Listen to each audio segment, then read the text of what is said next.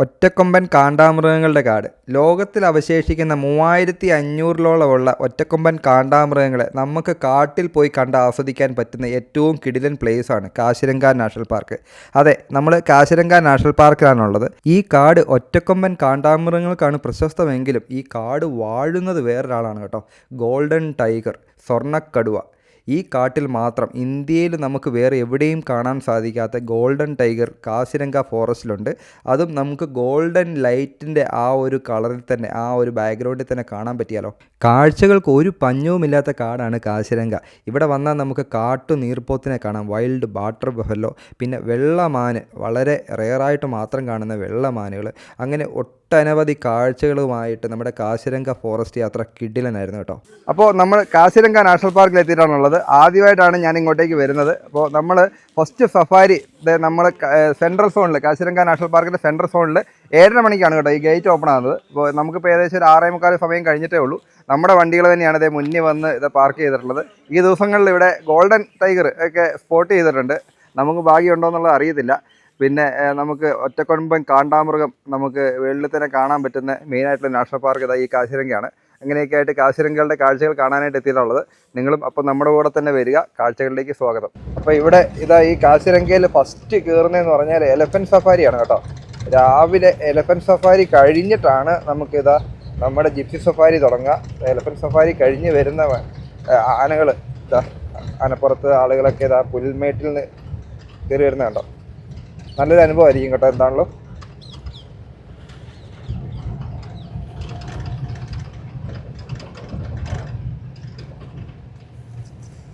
അങ്ങനെ ഇത് നമ്മൾ കാശിരംഗയിലേക്ക് കയറി. Central zone.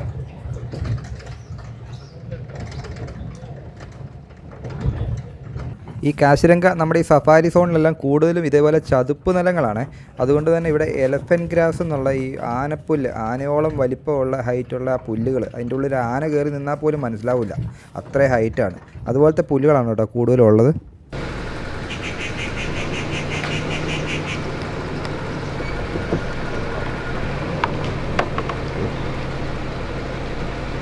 ഫസ്റ്റ് ഫൈറ്റിംഗ് ആണ്. കാണ്ടാമൃഗം വെള്ളത്തിലേക്ക് ഇറങ്ങണം. അത് വെള്ളത്തിൽ നടുക്കോട്ട് വരുമോ? ഈ പാനി മേ അന്തരായോ. എന്താണെങ്കിലും ഗംഭീര ഫൈറ്റിംഗ് തന്നെയാണ്. തുടക്കത്തിൽ തന്നെ നമുക്കൊരു തള്ളക്കാണ്ടാമൃഗവും കുട്ടിയും കൂടെ ഇതാ പുഴ ക്രോസ് ചെയ്യുന്നതാണ് ആദ്യം തന്നെ കിട്ടിയേക്കുന്നത് രാവിലത്തെ ലൈറ്റിൽ.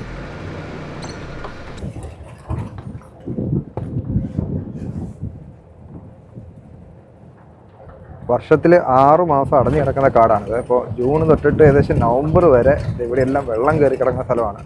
അപ്പോൾ വെള്ളമൊക്കെ ഇറങ്ങി ഡിസംബറൊക്കെ ആയപ്പോഴത്തേക്കും സഫാരിക്ക് സ്യൂട്ടബിൾ ആയിട്ടുള്ള ടൈമായി. പൊടിയൊക്കെ എന്തായാലും പാറി തുടങ്ങിയിട്ടുണ്ട്. കുറച്ചും കൂടെ ജനുവരി ഫെബ്രുവരിയൊക്കെ ആകുമ്പോഴത്തേക്കും കുറച്ചും കൂടെ പൊടിയാവുമേ. ഒറ്റക്കൊമ്പൻ കാണ്ടാമൃഗങ്ങളും സ്വർണ്ണക്കടുവയും കഴിഞ്ഞാൽ കാശിരംഗയുടെ ഐഡൻറ്റിറ്റി ആയിട്ടുള്ള വൈൽഡ് വാട്ടർ ബഫല്ലോ ആണ് നമ്മുടെ മുന്നിലുള്ളത്. നമുക്ക് മലയാളത്തിൽ അതിനെ കാട്ടു നീർപ്പോത്തെന്ന് വിളിക്കാം. എന്താണെങ്കിലും നമ്മുടെ സൗത്ത് ഇന്ത്യൻ കാടുകളിൽ ഇവരില്ല, പക്ഷേ നമ്മുടെ നാടുകളിലുണ്ട് കേട്ടോ. നമ്മുടെ നാട്ടിലുള്ള നാടൻ പോത്തുകളുടെ പൂർവികരാണ് ഇവർ. പണ്ട് കാലത്തെ മനുഷ്യർ ഈ വൈൽഡ് വാട്ടർ ബഫല്ലോനെ ഇണക്കി വളർത്തിയിട്ടാണ് നമ്മുടെ നാടൻ പോത്തുകളായത്. ഇതാണ് കേട്ടോ ഹോഗ് ഡിയർ, അതിൻ്റെ മെയിലാണ്. അപ്പം നമ്മുടെ നാട്ടിലൊക്കെ ഇത് സ്പോട്ടഡ് ഡിയർ ഉള്ളതുപോലെ നാഗർഹോളയിലൊക്കെ ചെന്ന് കഴിഞ്ഞാൽ സ്പോട്ടഡ് ഡിയറിനെ കാണുന്ന പോലെയാണ് നമ്മളിവിടെ വന്നു കഴിഞ്ഞാൽ ഹോഗ് ഡിയറിനെ കാണുക. ഇഷ്ടം പോലെയുണ്ട്. എന്തായാലും നമുക്ക് തുടക്കത്തിൽ കണ്ടതായതുകൊണ്ടൊരു കൗതുകം ഉണ്ടായിരുന്നു. അതുകൊണ്ട് നമ്മളെടുത്തു. ഒരു മെയിലിനെ തന്നെ കണ്ടു. അപ്പോൾ ആ ഒരു ചെറിയ രാവിലെ ആയതുകൊണ്ട് ചെറിയ ഫോഗൊക്കെ ഉണ്ട് കേട്ടോ. ആ ഒരു ഫോഗിൻ്റെ ആ ഒരു ഇതിൽ കിട്ടിയതുകൊണ്ട് നല്ല ഭംഗിയായിട്ട് അവനെ എടുക്കാനും കിട്ടി. കാശിരംഗയിൽ കണ്ടമാനം വാട്ടർ ബോഡീസ് ഉള്ളതുകൊണ്ട് നമുക്ക് രാവിലെയൊക്കെ ഇഷ്ടം പോലെ ബേഡ്സിൻ്റെ ആക്ടിവിറ്റീസ് കാണാൻ കിട്ടുമേ. അങ്ങനെ നമ്മൾ കുറച്ച് പെലിക്കണയൊക്കെ ഷൂട്ട് ചെയ്തുകൊണ്ട് നിൽക്കുമ്പോഴാണ് നമ്മൾ പ്രതീക്ഷിക്കാതെ കുറച്ച് ആൾക്കാർ ആ ഏരിയയിലേക്ക് വന്നിറങ്ങുന്നത്. നോക്കിയേ, ഇത് ഇന്ത്യൻ ഓട്ടർ, നമ്മുടെ നീർനായകളാണ്. ഒരു ഗ്രൂപ്പായിട്ടുണ്ട് കേട്ടോ. നമുക്കിവരെ നമ്മുടെ നാട്ടിൽ ഇഷ്ടംപോലെ കാണാൻ പറ്റുമെങ്കിലും നമുക്ക് ഇതേപോലെ ക്യാമറയിൽ ഒരു ഓപ്പൺ ഏരിയ കിട്ടാനുള്ള സാധ്യത വളരെ കുറവായിരുന്നു. എന്താണെങ്കിലും നമുക്ക് കാശിരംഗ വന്നിട്ട് നല്ല രീതിയിൽ ഇതാ നമ്മുടെ നീർനായകളെ ഷൂട്ട് ചെയ്യാൻ പറ്റി. അവർ നേരെ വന്ന് വെള്ളത്തിലിറങ്ങി ചെറിയൊരു നീന്തിത്തുടിപ്പൊക്കെ ചെയ്തുകൊണ്ടിരിക്കുകയാണ്. അവർ ഹണ്ടിങ് എന്നുള്ള പ്രത്യേക ഉദ്ദേശമൊന്നും കാണുന്നില്ല. അവർ കുറച്ച് നേരം വെള്ളത്തിലൊന്ന് ഇറങ്ങി ഒന്ന് നീന്തി തുടിച്ചിട്ട് നേരെ കരയിലേക്ക് കയറുവാണ്. അവർ എത്ര ശ്രദ്ധിച്ചിട്ടാണെന്ന് നോക്കിയേ മൂവ് ചെയ്യുന്നത്. വളരെയധികം വാച്ച് ചെയ്ത് എല്ലാവരും ഓരോ ഡയറക്ഷനിൽ നോക്കി അവരുടെ ശത്രുക്കളൊന്നും ഇല്ല, അവരെ ഹണ്ട് ചെയ്യാനുള്ള ജീവികളൊന്നും അവിടെ ഇല്ല എന്നുള്ള ഉറപ്പ് വരുത്തിയിട്ടാണ് അവർ കുറച്ച് സ്റ്റെപ്പ് മുന്നോട്ടേക്ക് നീങ്ങുന്നത്. വീണ്ടും നിൽക്കും, വീണ്ടും നിന്ന് ചുറ്റിനും ഒന്ന് വീക്ഷിച്ചതിന് ശേഷം ആണ് അവർ വീണ്ടും കുറച്ച് സ്റ്റെപ്പുകൾ എടുക്കുക. എന്തായാലും അപ്രതീക്ഷിതമായിട്ടായിരുന്നു നമുക്ക് നീർനായകളുടെ ഈ ഒരു കാഴ്ച കിട്ടിയത്. അത് ഓപ്പൺ ഏരിയയിൽ തന്നെ കാണാൻ പറ്റി. അപ്പോൾ അവർ അധികം സമയം കളയാതെ തന്നെ ഇതാ കാട്ടിലോട്ട് കയറിപ്പോകാനുള്ള തയ്യാറെടുപ്പാണ്. അപ്പോൾ ഒരു മൂങ്ങാങ്കുഴി ഇടാൻ വേണ്ടി മാത്രം വന്നതായിട്ടാണ് നമ്മൾ മനസ്സിലാക്കുന്നത്. അപ്പോൾ അവരവിടെ ചെന്ന് ഇതാ കാട്ടിലോട്ട് കയറുന്നതിന് മുന്നേ ഒരിക്കൽ കൂടി തലയെല്ലാം ഉയർത്തി പിടിച്ച് നോക്കിയതിന് ശേഷം നേരെ കാട്ടിലോട്ട് കയറിപ്പോയി. നമ്മളും ഇതാ സഫാരി തുടർന്ന് പോകുന്നു. നമുക്ക് പോകുന്ന വഴിക്കെല്ലാം ഇഷ്ടം പോലെ റൈന നിൽപ്പുണ്ട് കേട്ടോ, ഇരിക്കുന്നുണ്ടോ? ക്രിട്ടിക്കലി എൻഡേഞ്ചേർഡ് ആയിട്ടുള്ള ഒരു കഴുകനെ നമുക്കിവിടെ കാണാൻ പറ്റിയ കുറച്ചധികം പേരുണ്ട്. ഒരു മരത്തേൽ ഇരിക്കുന്നു. അവർ ഈ ഹിമാലയൻ ഏരിയയിൽ, നോർത്ത് ഈസ്റ്റ് ഏരിയയിലൊക്കെ ഉള്ളതാണ്. നമ്മുടെ നാട്ടിലുള്ള കഴുകനല്ലത്. ഇവരുടെ പേര് സ്പ്ലെൻഡർ ബിൽഡ് വൾച്ചർ എന്നാണ്. ലോകത്തിലെ തന്നെ ഏറ്റവും പഴക്കം ചെന്ന കഴുകൻ വംശത്തിൽപ്പെടുന്ന ഒരു ഇനം കഴുകന്മാരാട്ടോ ഇവർ. 2021 കണക്കനുസരിച്ചിട്ട് വെറും 870 കഴുകന്മാർ മാത്രം ഇനി ലോകത്തിൽ മിച്ചമുള്ളൂ കേട്ടോ ഈ വംശത്തിൽ. ഇത് നമ്മുടെ സൗത്ത് ഇന്ത്യൻ കാടുകളിലുള്ള സാമ്പാർ ഡിയർ തന്നെയാണ്, പക്ഷേ രൂപത്തിലൊക്കെ എന്തൊക്കെയോ വ്യത്യാസങ്ങളുണ്ട് കേട്ടോ ഇവർ. അപ്പോൾ നമ്മുടെ ഈ കാസിരംഗ ഫോറസ്റ്റിൽ നോർത്ത് ഈസ്റ്റ് സൈഡിലൊക്കെ ഇവർ റെയറാണ്, വളരെ കുറച്ചേ കാണാൻ കിട്ടുള്ളൂ. അതുകൊണ്ട് തന്നെ സഫാരി വണ്ടിക്കാരൊക്കെ വളരെ കൗതുകത്തോടു തന്നെയാണ് നമ്മളെ കാണിച്ചു തരുന്നത്. അപ്പോൾ ഇവിടെ ഈ കാടുകളിൽ കൂടുതലും ഉള്ള മാൻവർഗ്ഗം എന്ന് പറഞ്ഞാൽ ഹോഗ് ഡിയറും പിന്നെ ബാരാസിംഹയാണ്. ഇപ്പോൾ ഈ 2 മാനുകളുമാണ് കോമൺ ആയിട്ട് കാണാൻ പറ്റുക. സാമ്പാർ ഡിയർ അത്ര കോമൺ അല്ല. നമ്മുടെ സഫാരി പുരോഗമിച്ചുകൊണ്ടിരിക്കുമ്പോൾ ഇതാ നമ്മളൊരു 9 മണി സമയമൊക്കെ കഴിഞ്ഞപ്പോൾ ഒരു വാച്ച് ടവറിൻ്റെ അടുത്ത് വണ്ടി സ്റ്റോപ്പ് ചെയ്തിട്ടുള്ളത്. ഇവിടെ ഇന്നലെ ഗോൾഡൻ ടൈഗറിനെ കിട്ടിയിട്ടുണ്ടായിരുന്നു കേട്ടോ. നമ്മുടെ തൊട്ട് ഇപ്പുറത്ത് തന്നെ ഈ ഏരിയയിൽ ഈ വാച്ച് ടവറിൻ്റെ മുന്നിലായിട്ട് ഗോൾഡൻ ടൈഗറിനെ കിട്ടിയിട്ടുണ്ടായിരുന്നു. അപ്പോൾ കൂടുതലും ഗോൾഡൻ ടൈഗറിനെ സൈറ്റിങ് കിട്ടുന്ന ഒരു ഏരിയ കൂടിയാണിത്. ഇപ്പോൾ നമ്മൾ 7:30 തുടങ്ങുന്ന സഫാരി ഏകദേശം ഒരു 9 മണി കഴിയുമ്പോഴത്തേക്കും തിരിച്ച് ഈ വാച്ച് ടവറിൻ്റെ അടുത്തെത്തും. അപ്പോൾ ഈ വാച്ച് ടവറിൻ്റെ ഒരു ഏരിയ എന്നാണ് നമ്മൾ രാവിലെ ആ വൈൽഡ് വാട്ടർ ബഫല്ലോ ഇറങ്ങിയിട്ട് വെള്ളത്തിലിറങ്ങിയിട്ട് പോള തിന്നുന്നത് കണ്ടത്. അപ്പോൾ ആ ഏരിയയിൽ നമ്മൾ വന്ന് വെയിറ്റ് ചെയ്ത് കിടക്കുവാണ്. അപ്പോൾ ഇവിടെ ഈ ഗോൾഡൻ ടൈഗറിൻ്റെ സൈറ്റിംഗ് കിട്ടുന്നതുകൊണ്ട് കൂടുതലും വണ്ടിക്കാർ പിന്നെ ഇവിടെ തന്നെ വെയിറ്റ് ചെയ്യുകയാണ്. പിന്നെ തിരിച്ച് രണ്ടാമത്തെ കാടിൻ്റെ ഉള്ളിലേക്ക് ആ വണ്ടിക്കാർക്ക് പോകാനുള്ള പെർമിഷൻ ഇല്ല എന്നാണ് അവർ പറഞ്ഞത്. അപ്പോൾ നമുക്കിവിടെ വന്ന് നിന്ന് കഴിഞ്ഞാൽ നമുക്ക് ഇഷ്ടംപോലെ സ്വാം ഡിയേഴ്സും റൈനോയും നമുക്ക് ഹോഗ് ഡിയേഴ്സിനെ എല്ലാം കാണാൻ പറ്റും. അപ്പോൾ സ്വാം ഡിയർ എന്ന് പറഞ്ഞാൽ ഈ ബാരാസിംഹയും സ്വാം ഡിയറും രണ്ടും ഒന്നാണ് കേട്ടോ. അപ്പോൾ നമ്മൾ ആ കണ്ടത്തിൽ കാണുന്ന വലിപ്പം കൂടിയ മാനുകളാണ് ബാരാസിംഹ. അത് നമുക്ക് ഹോഗ് ഡിയറിനേക്കാളും കുറച്ചും കൂടെ വലിപ്പം കൂടുതലായിട്ട് കാണും. അവരുടെ കൊമ്പുകളാണേലും കുറച്ചും കൂടെ വലിയ കൊമ്പുകളൊക്കെ ആയിട്ട് കൂടുതലും അവർ ഈ വെള്ളക്കെട്ടിൻ്റെ അകത്ത് അരികി നിൽക്കുന്നുണ്ടാവുക. അപ്പോൾ നമ്മുടെ ചെക്ക് ലിസ്റ്റിലുണ്ടായിരുന്ന ഗോൾഡൻ ടൈഗറിനെ കാണാൻ പറ്റിയില്ല. നമ്മൾ ടൈം കഴിയാനായി. ഇപ്പോൾ 11 മണി കഴിയുമ്പോഴത്തേക്കും നമ്മൾ ഇറങ്ങണം. അപ്പോൾ നമ്മൾ ഇറങ്ങാൻ വേണ്ടി പോകുന്ന വഴിക്ക് ഇതാ നമ്മൾ അടുത്ത ചെക്ക് ലിസ്റ്റിലുള്ള അടുത്ത ആളെ കണ്ടു, വൈറ്റ് ഡിയർ. വൈറ്റ് ഡിയർ വളരെ റെയറാണ്. ശരിക്കും പറഞ്ഞാൽ മുന്നിൽ കിടക്കുന്ന ആ ഹോഗ് ഡിയറിൻ്റെ ജനറ്റിക്കൽ വേരിയേഷനിൽ സംഭവിക്കുന്നതാണ്, അങ്ങനെ വരുന്നതാണ് വൈറ്റ് ഡിയർ.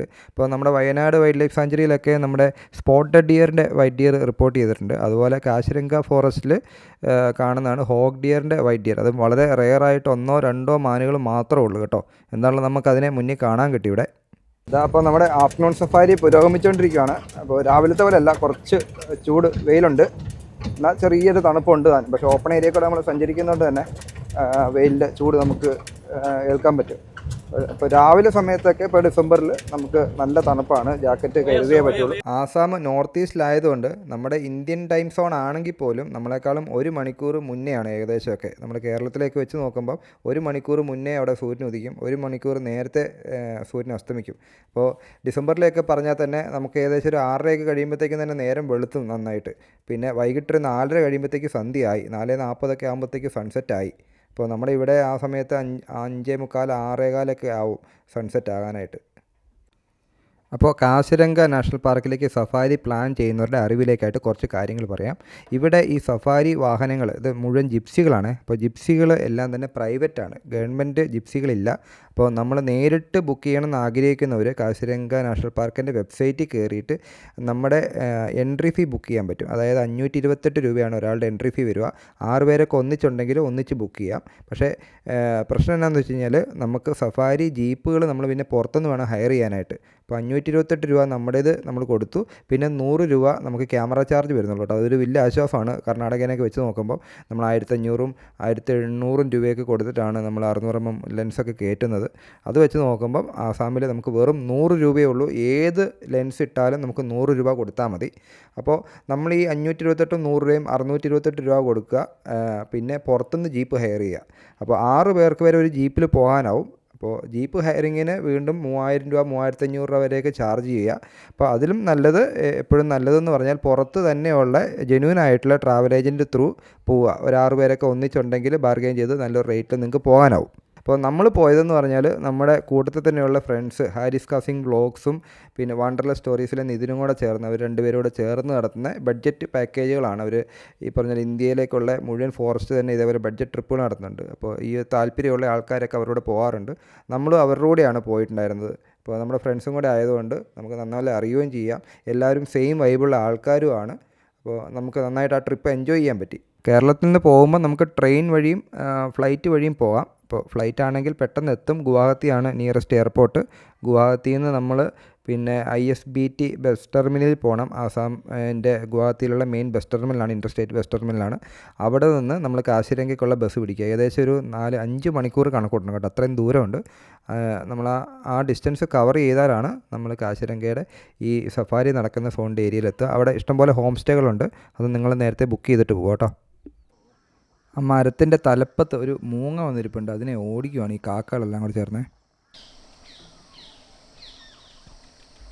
നോക്കിയേ, അസ്തമയ സൂര്യൻ്റെ ആ ഒരു ഗോൾഡൻ ലൈറ്റിൽ വളരെ ദൂരത്തിലാണ് കുറച്ച് ആനകൾ വെള്ളത്തിൽ നിന്നിട്ട് ആ പായലൊക്കെ തിന്നുക. അവിടെ ടൈഗർ സ്പോട്ട് ചെയ്തിട്ടുണ്ട്. അപ്പോൾ നമ്മൾ അങ്ങോട്ടേക്ക് പോവാണ് കേട്ടോ. അവിടെ എവിടെയാണെന്നുള്ള കറക്റ്റ് തീർച്ചയായിട്ടില്ല. സ്പോട്ട് ചെയ്തിട്ടുണ്ടെന്നൊരു കോൾ വന്നു. അപ്പോൾ നമ്മൾ ആ ഏരിയയിലേക്ക് പോവാണേ. നമ്മൾ ആ പറഞ്ഞ സ്പോട്ടിലോട്ട് ചെല്ലുകയും ആ എലഫൻറ്റ് ഗ്രാസിൻ്റെ ഇടയിൽ നിന്ന് ഗോൾഡൻ ടൈഗർ റോഡിലോട്ട് കയറി റോഡ് ക്രോസ് ചെയ്ത് അപ്പുറം കിടന്നു. സെക്കൻഡുകൾ മാത്രമേ കിട്ടിയുള്ളൂ. എൻ്റെ വശത്തായിരുന്നില്ല, നേരെ ഓപ്പോസിറ്റ് വശത്തായിരുന്നു. എനിക്ക് ഇലമറവായിരുന്നുകൊണ്ട് എനിക്കത് എടുക്കാൻ കിട്ടിയില്ല റോഡ് ക്രോസ് ചെയ്യുമ്പോൾ. പക്ഷേ എൻ്റെ കൂടെ ഉണ്ടായിരുന്ന വിഷ്ണു എടുത്ത ഫോട്ടോസാണിത്. കൺമുമ്പിൽ കണ്ടത് വിശ്വസിക്കാനാകുന്നില്ല. അവൻ റോഡ് ക്രോസ് ചെയ്ത് നേരെ വീണ്ടും എലഫൻറ്റ് ഗ്രാസിൻ്റെ ഉള്ളിലേക്ക് കയറി അപ്പുറവശത്തേക്ക് പോവാണ്. അപ്പോൾ നമുക്കത് ഗോൾഡൻ ലൈറ്റിൽ ഗോൾഡൻ ടൈഗർ കൺമുമ്പിൽ കണ്ടിരിക്കുകയാണ്. ഒരുപാട് ആൾക്കാർ കാണാൻ ആഗ്രഹിച്ച ഒരു വിഷ്വലാണ് നമ്മൾ കണ്ടത്. നിമിഷ നേരങ്ങൾക്കുള്ളിൽ കൺമുൻപിൽ നിന്ന് മറയുന്ന ദൃശ്യങ്ങളാണ് ഇപ്പോൾ കാണുന്നത്. ഹോർമോണൽ ചേഞ്ചസ് വന്ന ബംഗാൾ ടൈഗേഴ്സ് തന്നെയാണ് ഇവർ. പക്ഷേ ഇവന് കാര്യമായ വലിപ്പ വ്യത്യാസമുണ്ട്. അതുകൊണ്ട് തന്നെ ഇവൻ വലിയൊരു ടെറിട്ടറിയാണ് മെയിൻറ്റെയിൻ ചെയ്യുന്നത്. വിഷ്ണുവിന് മാത്രമാണ് കേട്ടോ നമ്മുടെ കൂട്ടത്തിൽ ഗോൾഡൻ ടൈഗറിൻ്റെ നല്ലൊരു ഫോട്ടോ എടുക്കാൻ കിട്ടിയത്. ബാക്കി ആർക്കും ഇത്രയും പേരിൽ കിട്ടിയില്ല. അപ്പോൾ വിഷ്ണുവിൻ്റെ ഫോട്ടോ ആണ് ഇവിടെ ആഡ് ചെയ്തിട്ടുള്ളത് കേട്ടോ.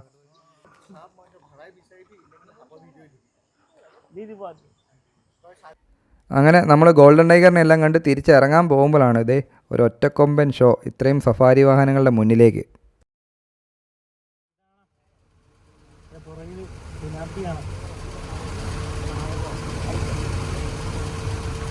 ഓടിക്കും കേട്ടോ.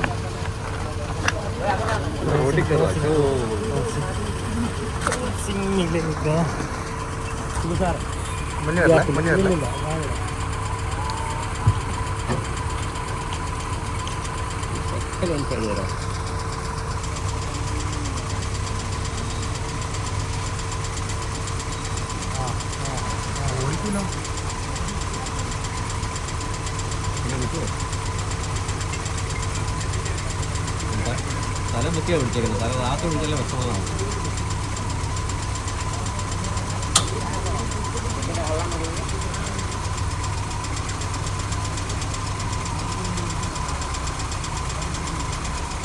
ഇങ്ങോട്ട് തിരി ഇങ്ങോട്ടും തിരിഞ്ഞാൽ കൊള്ളായിരുന്നു.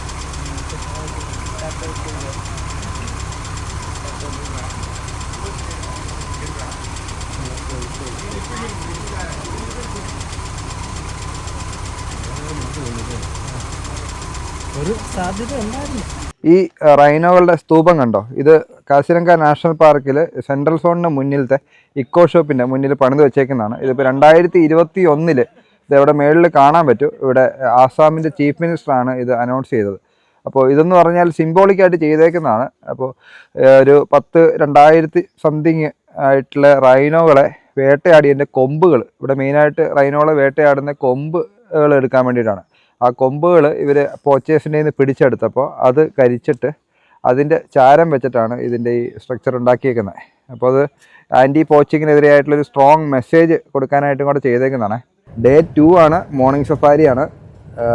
നല്ല ഫോഗുണ്ട്, സൂര്യൻ ഇതാ ഉദിച്ച് വരുന്നു. 7:30 മണിക്കാണ് ഇവിടെ സഫാരി തുടങ്ങുന്നതെന്ന് പറഞ്ഞല്ലോ.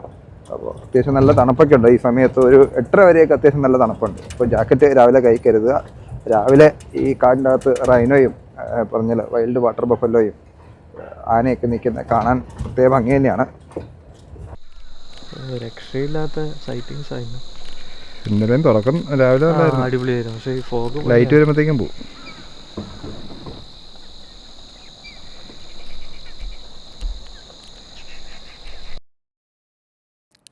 അടുത്തത് കോടയിൽ നിൽക്കുന്ന വൈൽഡ് വാട്ടർ ബഫലോയും അതിൻ്റെ കുഞ്ഞുമാണ്. ആ കുഞ്ഞിൻ്റെ കളർ ശ്രദ്ധിച്ചാൽ നിങ്ങൾ, ഒരു തവിട്ട് കളറാണ്. ഇപ്പുറ സൈഡിൽ തന്നെ ഒരു റൈനോയും നിൽപ്പുണ്ട് ആ കോടയിൽ. നല്ല രസമുണ്ട് കേട്ടോ കാണാൻ, രാവിലത്തെ വൈബ്. ആ മരത്തിൻ്റെ മുകളിലെ ഒരു ഈഗിൾ ഇരിപ്പുണ്ട്, ആണെന്ന് അറിയത്തില്ല. Grey headed fish eagle. ആശാൻ രാവിലെ തന്നെ മീൻപിടുത്തം എല്ലാം കഴിഞ്ഞ് ഈ മരക്കൊമ്പിൽ കൊണ്ടുവച്ച് തിന്നുവാണ്.